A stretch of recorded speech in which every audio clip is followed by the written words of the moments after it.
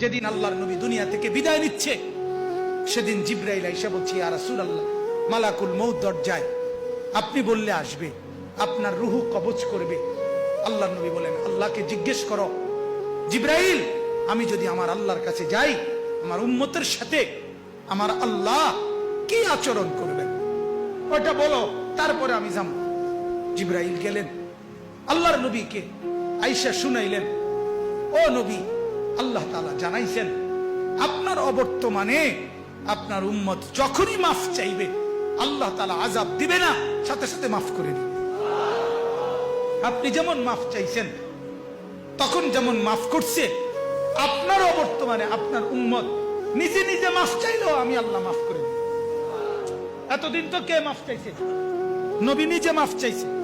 এখন তো আপনি না থাকলেও আমি ওয়াদা দিলাম, আপনার উম্মত যদি নিজে নিজেও মাফ চায়, আমি মাফ করে দিই। নবী বললেন, তাহলে জিবরাইল, মালাকুল মউতকে বলো আমার জান কবজ করতে। তাহলে সারাটা জীবন তিনি ভাবলেন উম্মতের কথা। আজ যখন তিনি দুনিয়া থেকে বিদায় নিচ্ছেন, তখনও ভাবছেন কার কথা?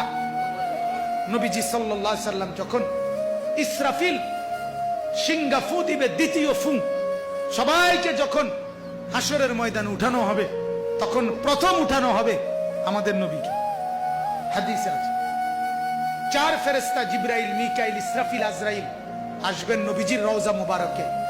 এসে সবার পক্ষ থেকে জিবরাইল ডাক দিবে, ইয়া রাসূলুল্লাহ, হাসরের ময়দানে যাওয়ার জন্য আপনি কবর থেকে ওঠেন।